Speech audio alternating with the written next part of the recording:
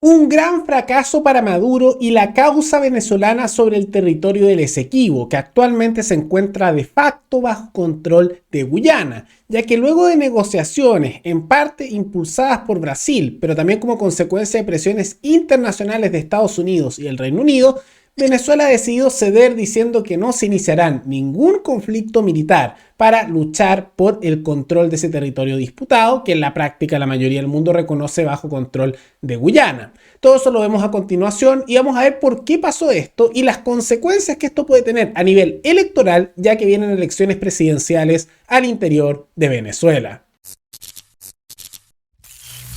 En las últimas semanas ha sido un tema de discusión regional, internacional, el conflicto que se ha dado entre Venezuela y Guyana por el territorio del Esequibo. Ahora, para hacer un resumen rápido, hay que recordar que Venezuela tiene reclamos territoriales sobre dicho territorio que tienen su origen en el periodo colonial español y que dicho territorio, el de Guyana, está bajo control británico como una colonia y bajo la administración británica ese territorio pasó a su administración práctica, ¿no? En parte porque al interior del Esequibo había recursos naturales. Ahora, volviendo a todo eso, pasado el tiempo, se hicieron resoluciones internacionales que dieron fallos favorables a favor del Reino Unido y su colonia en Guyana a finales del siglo XIX y que Venezuela nunca ha aceptado en la práctica mucho, pero el resto del mundo sí. Y consecuentemente, cuando Guyana se independizó en la segunda mitad del siglo XX, ellos siguieron reclamando que seguían las resoluciones originales del siglo XIX y que no había ninguna disputa que ellos reconocieran. Venezuela nuevamente nunca ha reconocido eso mucho. Pero el conflicto escaló cuando recientemente se descubrieron hace algunos años recursos naturales, especialmente petróleo al interior de ese territorio, siendo Guyana un país con muy poca población, pero que de todas maneras ocupa el Esequibo 3/4 de su territorio. Y en consecuencia, Maduro, como se acercan elecciones presidenciales en Venezuela, empezó a hacer el llamado para recuperar ese territorio e hizo un plebiscito nacional para ver si los venezolanos querían reclamarlo o no. Básicamente eso. Ahora, dentro de eso, hay que recordar que estas elecciones, a diferencia de anteriores en Venezuela que siempre se acusan de fraudulentas, son una preocupación para Maduro y por lo cual impulsó esto bastante porque Estados Unidos ha decidido levantar las sanciones económicas sobre su país a cambio de que tienen que haber elecciones limpias y en muchos casos con observación internacional. Y hay una probabilidad real de que Maduro pierda las elecciones ante Corina Machado, la opositora que podría ganar la presidencia dentro de esa elección, ¿no? Ahora, en medio de todo eso, muchos pensaban que se podía dar una guerra y era una posibilidad real ya que Venezuela había movilizado su ejército a la frontera, pero finalmente esto parece que no se va a dar. Ahora la pregunta es ¿por qué? Porque luego de una negociación entre Maduro y el presidente de Guyana se llegó al acuerdo que no se utilizará violencia ni acciones militares para resolver la disputa en el Esequibo. Y ya ha habido un consenso a nivel internacional de que esto más bien es una victoria de Guyana porque llegaron a ese acuerdo y Guyana no cedió en nada. Dijo que no iban a ceder su territorio y que no iban a ceder en absolutamente nada y que iban a conversar pero que no iban a ceder en nada. Maduro lo está tratando de mostrar como que fue una victoria porque volvieron a dialogar. Ahora, ese tipo de discursos me recuerda mucho a lo que ocurre en Chile con Bolivia, con los reclamos marítimos bolivianos, que Bolivia en todas las instancias internacionales los impulsa, siempre pierde legalmente y después Chile no le da mucha bola. Y posteriormente, cuando empiezan a hablar para que Chile diga no te vamos a reconocer eso, dicen es una victoria porque estamos dialogando. Y en la práctica nunca se materializa en cambio territorial. Es algo muy similar, ¿no? Ahora, ¿cómo ocurrió esto? De que un país con menos población, un ejército muy pequeño y un país bastante pobre como Guyana logró parar esto, tomando en cuenta que Venezuela incluso había movilizado su ejército para ejercicios militares en la frontera. No es porque Guyana lo haya hecho solo, recibió apoyo tanto de Brasil como del Reino Unido y de Estados Unidos. Porque ¿qué pasó? Maduro estaba intentando convencer a las petroleras que actualmente se encuentran en Guyana de que él le iba a dar concesiones si tomaba control del territorio.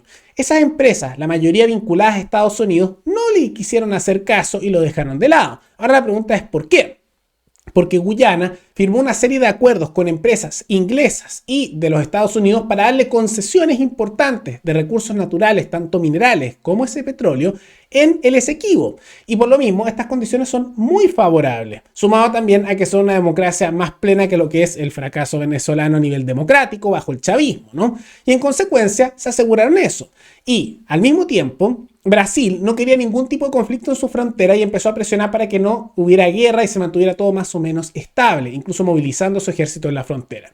Ahora, como Guyana fortaleció su alianza con Estados Unidos y el Reino Unido para poder mantenerse independiente y poder no perder 3/4 de su territorio, esto significó que incluso aunque Venezuela se estaba preparando evidentemente para un conflicto, Estados Unidos decidió hacer un ejercicio militar con su fuerza aérea en la frontera, que es una manera diplomática, ya no tan diplomática, pero de decir que le estaban dando su respaldo a Guyana, evidentemente por los acuerdos a cambio de recursos naturales, y que si Venezuela intervenía militarmente, ellos iban a responder militarmente, ¿no? Muy similar a la guerra del Golfo que ocurrió entre lo que fue Irak y Kuwait, y donde Estados Unidos intervino, y aunque Kuwait era mucho más débil, pero tenía petróleo, y fue conquistado temporalmente por Irak, después Estados Unidos los destruyó bajo Bush padre, ¿no? Entonces, eso es algo muy similar. Y parece ser que esa presión militar, y que también el Reino Unido empezó a hacer presiones económicas y diplomáticas, y algunos sospechaban que podían escalar a militares, porque hay un vínculo de la Commonwealth, la alianza internacional diplomática, económica y a veces militar del Reino Unido con sus ex colonias. Esto llevó a que Venezuela diera un paso para atrás. Y se nota que no era lo que querían originalmente, porque si no, no se hubieran hecho movilizaciones militares a su frontera.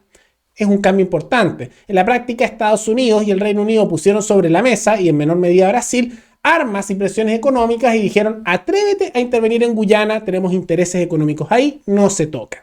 Ahora, esto de todas maneras es una derrota importante para Venezuela en su conjunto y para los nacionalistas venezolanos, como también para Maduro, pero algo positivo que podrían sacar ellos de todo esto es que como se acercan estas elecciones presidenciales en ese país, en las cuales Maduro podría perder, esto podría facilitar que él pierda el poder, tomando en cuenta que va a haber mucha presión internacional para que no se haga fraude en estas, por los acuerdos con Estados Unidos nuevamente. Y por lo mismo podría ser la oportunidad para que de manera democrática, ojalá, se pueda remover a Maduro de su cargo con la llegada de María Corina Machado a dicho control estatal, ¿no? Ahora vamos a ver qué pasa con el tiempo, pero una dura derrota para Maduro, dio un paso para atrás ante la evidente diferencia de poder, porque aunque Venezuela puede tener mejor armamento y presencia militar que lo que es Guyana, no le llega ni a los talones al ejército estadounidense, que es el más poderoso del mundo y de toda la historia, y que a pesar de estar interviniendo en casi todo el mundo y con bases militares en cientos de países, aún así tiene mayor disposición porque